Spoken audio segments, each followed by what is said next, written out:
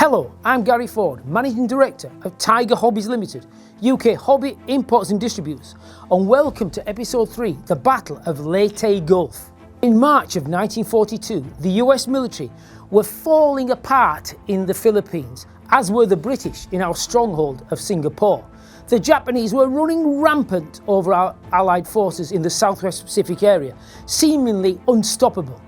General MacArthur, now a retired Army Chief of Staff and Governor and Military Advisor to the Philippines, but in July 1941 he was recalled to active duty to take command of all US and Filipino forces in the area.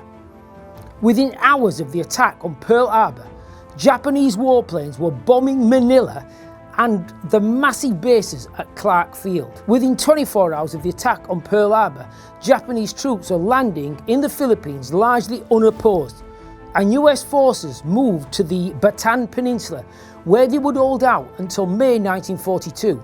But MacArthur was ordered out on the 11th of March to Australia. The Philippines campaign of 1941-42 was an unmitigated disaster for the USA, with over 120,000 killed, wounded or captured, and that includes 18 generals captured. But by holding on for so long, it bought time for Australia to prepare its defences and held the Japanese up for a lot longer than they expected. Treatment of Allied prisoners of war was some of the worst experienced in the war, with thousands dying on what would be known as the Bataan Death March.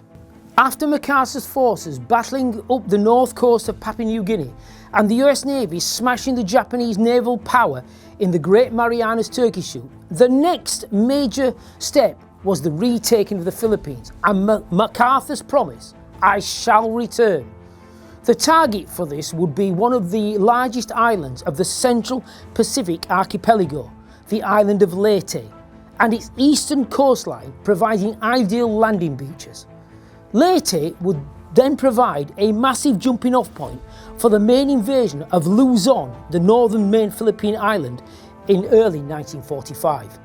General MacArthur would be in overall command of the landings and would control a force of over 300,000, including the US 6th and 8th Army, plus the 5th Air Force and the US Navy's 7th Fleet under Admiral Kinkaid, plus elements of the Royal Australian Navy. Backing this up was Admiral William Bull Halsey's 3rd Fleet, one of the most powerful US Navy fleets ever assembled, with huge numbers of Essex-class aircraft carriers and the new battleships of the Iowa class. But there was a massive problem. There would be no unified command of naval forces.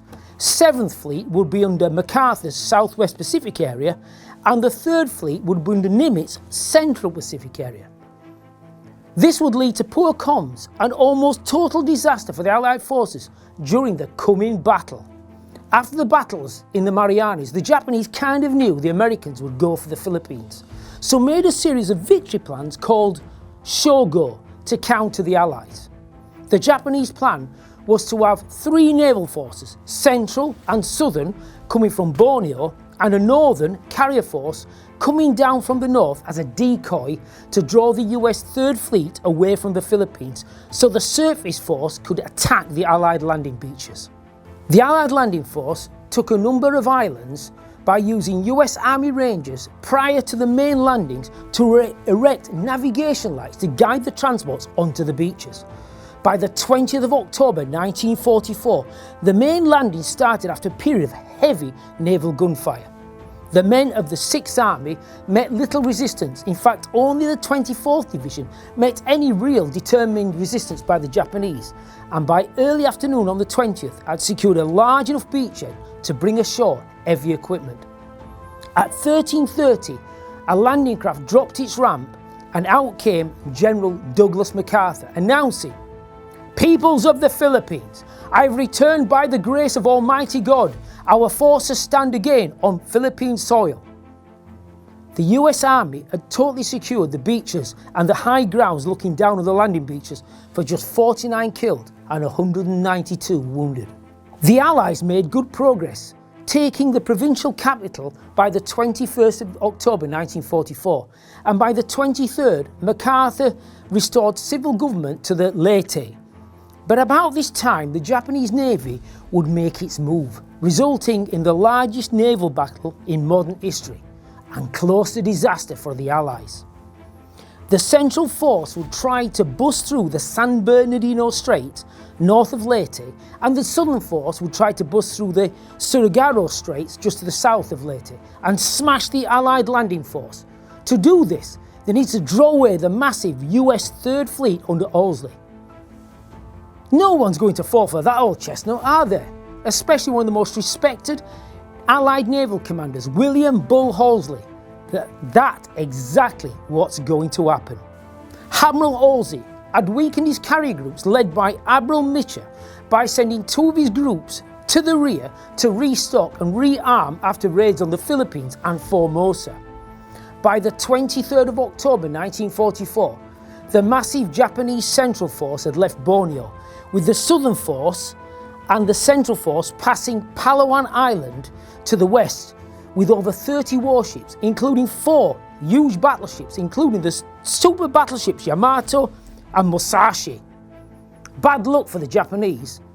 There were 2 US Gato-class submarines, Data and Dasa, on patrol and contact the 3rd Fleet and SNCO, which is Commander-in-Chief Pacific Command, and telling them the big boys are on their way. Oddly, this transmission was actually picked up by the crew of Yamato, but nothing was done. The subs then attacked and smacked 10 torpedoes into 3 heavy cruisers, Atago, Maya and the Teiko. In fact, our verifier model is behind me. The Atago and Maya sank within minutes, and the fleet commander was suddenly swimming before being rescued and transferred to the Yamato. This was one of the finest sub-attacks of the war, leaving 2 heavy cruisers sunk and 1 literally limping back to Brunei. By the 24th of October, Japanese Central Force had reached the Suribayan Sea west of the San Bernardino Straits. Before the US Navy could attack, waves of land-based aircraft from Luzon attacked the 3rd Fleet, Task Force 38.3.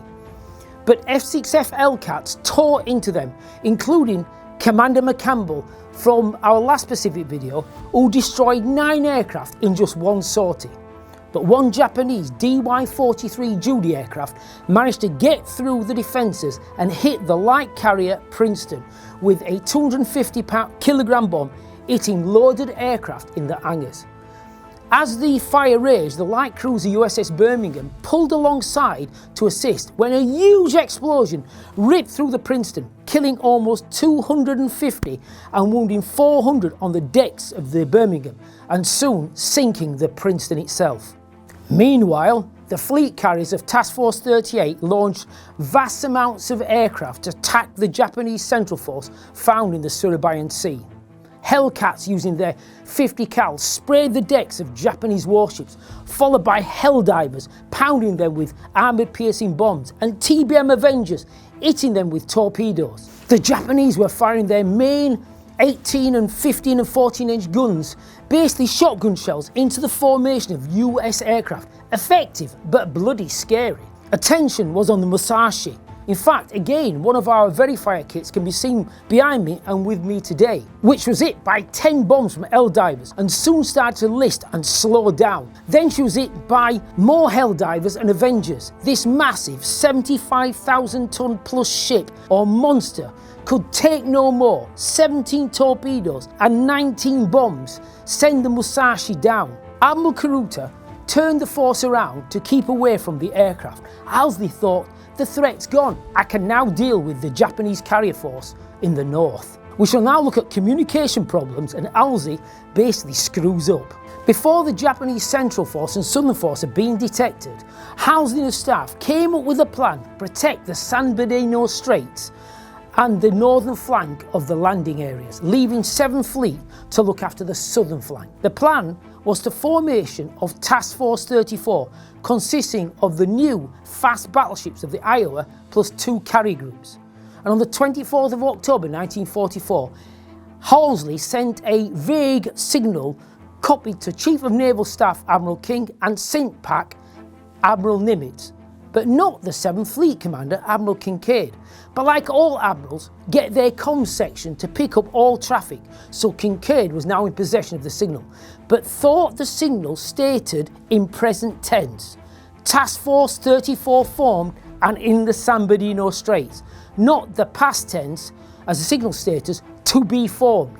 Kinkaid thought the northern flank was now protected, but Nimitz and King thought this, but asked for confirmation from Halsey when Task Force 34 would be formed, and was informed by radio that he intended to form if enemy sorted towards the San Bernardino Straits, not actually formed. Kinkaid did not get this message as Halsey's communication department did not back it up with signal and only a radio message. Admiral Ozawa's northern carrier force was hanging around the edge of the battle area, out of contact of the US forces. It had 4 carriers but only less than 100 aircraft between them. This was a decoy force, and by the afternoon of the 24th, the US Navy located this large force, but Ozawa intercepted the US communication that Central Force had turned round away from San Bernardino Straits and was out of the battle. Japan's commanding admiral, Toyoda, ordered Ozawa to turn and head towards Leyte. The US was falling for the trap. Halsey then sent a signal stating, Central Force heavily damaged according to strike reports, and proceeding north with 3 carrier groups to attack carrier forces at dawn. King, Nimitz and Kinkaid all thought Halsey had now left the battleship element of Task Force 34 in the San Bernardino Straits, but none had been detached, and Halsey was heading north with everything he had to finish off the Japanese carrier force. Not a picket destroyer or PT boat was left in the Straits. Night recce aircraft sent a signal that they had seen the Japanese Central Force turn around and were heading back to the Straits. But all attempts to contact Halsey was rebuffed by Halsey's staff. Commodore Harley Burke on Admiral Mitcher's staff asked Mitcher, does Halsey have this report? Mitcher stated, if Halsey wants my advice, he will ask for it, and went back to sleep. The only thing Kinkaid had stopping Japanese Central Force from the invasion beaches was Taffy 3, consisting of 6 small, poorly armed escort carriers and a few destroyers that were about to face the monsters of the seas. In the early hours of the 20th of October 1944, while Admiral Halsey was racing through the night to destroy the northern Japanese force, Admiral Kurihata's Central Force was about to enter the San Bernardino Straits without any opposition and turning south towards the Allied beach areas on eastern Leyte. The Japanese Southern Force of older but capable battleships and battle cruisers and destroyers were entering the Surigao Straits, trying to bust through from the south to get to the Allied landing beaches. This was followed by a second Japanese fleet following behind there with 3 cruisers and 4 destroyers, around about 25 miles behind the main lead Southern Force. The Southern Force was picked up after attacks by US aircraft, and Rear Admiral Orlandoff, Kinkaid's battleship commander, who had 6 old battleships, some of them refloated and rebuilt after the Pearl Harbor attack, and 8 cruisers, 28 destroyers and about 40 of the patrol torpedo boats. Late on the 24th, a single PT boat, PT-131, found the Japanese Southern Force and sent a message back to Orlandorff, and early on the 25th of October 1944, the rest of the PT boats launched their attack but did not actually score any torpedo hits. But the 7th Fleet destroyers, splitting their force on either side of the Japanese fleet, dispatched torpedoes that found their mark, hitting the lead battleships, of which Fuso sank within 40 minutes. Destroyers had done their job and reduced the Japanese forces by 75% of their firepower. The remaining ships sailed into Admiral Orlandorff's main force, and he'd crossed the T in classic naval tactics. And just after 3 a.m, the battleship USS West Virginia's radars picked up the Japanese fleet at 42,000 yards and tracked them down to 22,000 yards when the order was to open fire on the very last battleship v battleship engagement in history. The West Virginia's 16-inch shells smacked into the battleship Yamashiro, and soon other ships of the US fleet were starting to hit the Japanese force. Some of the US battleships had not been modified with the latest what we call fire control systems and had to be guided by the modified ships. The USS Mississippi finally got into action and fired a full salvo of 14-inch shells, the very last battleship to fire on another battleship in history. The USS Cruisers force fired thousands of 6- and 5-inch shells, many finding their target. As dawn broke, the remaining Japanese ships retreated down the straits, leaving 2 battleships sunk, one by their own scuttling, with almost every single ship in the force badly damaged. The second formation actually turned round before it got into range. Just as the last battleship battle was raging in the south, Admiral Curiati's central force had got through the San Bernardino Straits and was heading south when it was picked up by an aircraft from Taffy 3 on patrol. The aircraft radioed stating he'd found a large formation of ships and think they may be the enemy. Rear Admiral Sprague stated, "Rubbish, it's got to be Task Force 34 and their battleships," and asked for confirmation. The crew then flew lower and attracted AA fire from the ships. He radioed back in plain and clear language. "One's got the biggest red meatball I've ever seen on the biggest battleship I've ever seen. It's Japanese." Sprague was in total shock and told his destroyers to make smoke so the carriers could retreat into an Andy rain squall, and thus begins the most incredible David and Goliath battle in naval history. The destroyer Johnson, nearest to the massive Japanese fleet, went flank speed straight into the monsters, firing its little 5-inch guns and splashing torpedoes as soon as in range, dodging shell fire from massive guns. One of its torpedoes hit the FE Japanese cruiser Kumano, forcing it out of the battle. The other destroyers, Howell and the Hirman, were doing exactly the same, throwing torpedoes at the Japanese, many not hitting but causing the Japanese ships to move out of battle formation. The little escort destroyer Samuel B. Roberts, armed with 2 single 5-inch guns and smaller weapons and torpedoes, disengaged its boiler governor and went to 29 knots or 33 miles an hour and flanked speed straight into the Japanese warships, blowing the stern off the cruiser Shikakai with a torpedo and getting so close to the Japanese battleships and hitting them with hundreds of 20mm rounds of 5-inch shells and cannon fire, killing the Japanese deck crews. And this went on for about an hour before the plucky little ship was hit by massive 14-inch shells. And the same fate would happen to the Hull and the Johnson. The massive Japanese warships, including the super battleship Yamato, were now starting to hit the tiny little carriers. The carriers were replying with their single 5-inch guns and were actually getting some hits on the Japanese ships. But it was only a matter of time before they succumbed to the massive fire of these Japanese warships. Further to the south were the other Taffy groups, and their commander ordered all aircraft to attack the Japanese, even though they did not have the correct anti-ship weapons and only kind of fragmentation bombs for supporting the land. So all their aircraft attacked the Japanese. The Japanese had no air cover whatsoever, it was a pure surface unit. And the number of aircraft attacking made Admiral Kurati think he was actually facing Task Force 38 and its massive carriers, as he did not know the decoy had actually worked and Task Force 38 were further up north. The carriers of Taffy 3 were trying to escape south when the rear carrier USS Gambier Bay was attracted the attention of the monster Yamato and the cruiser Shukama, and at 0907 the Gambier Bay went down. A little earlier, to about 8 AM, comms between Sinkpact, King, Owsley picked up the terrible plight of Taffy 3 and Kincaid asking for help, and the situation was critical.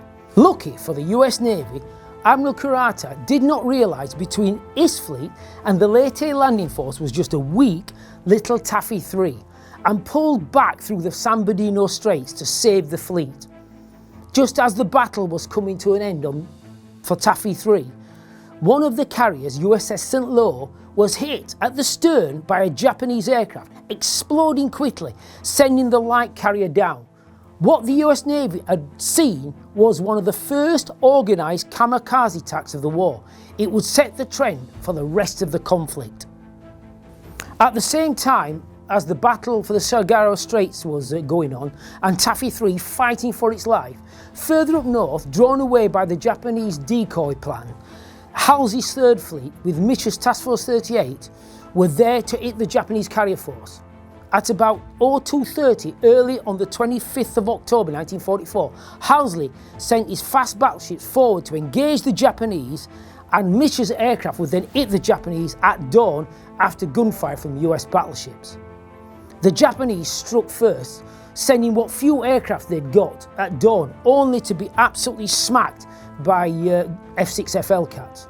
By 0800, the main US Navy strike force of 180 aircraft hit the Japanese, who were almost defenceless, and almost all the Japanese force was hit and sunk. This included the last surviving carrier from the raid on Pearl Harbor, the Zuikaku. And just as the US battleships were just about to get their fun, the messages were coming from 7th Fleet were coming through, and the terrible realisation that Halsey had screwed up. He sobbed uncontrollably, as reports state, and his Chief of Staff told him, "Stop it, we've got a battle to win." With this, he detached at last Task Force 34 battleships, but it would be too late other than picking up survivors from Taffy 3, and the Japanese Central Force had already escaped through the San Bernardino Straits. Mitchell then ordered his destroyers to chase and finish off the last of the Japanese northern force, and sank the last light carrier at 1700 that day, and a destroyer at 2059. The US submarine, I think JLO, sank the light cruiser Tamara at 2310, and this was the last action of the Battle of Leyte Gulf. In episode 4, we shall look at the battle to retake the Philippines, including Leyte Island.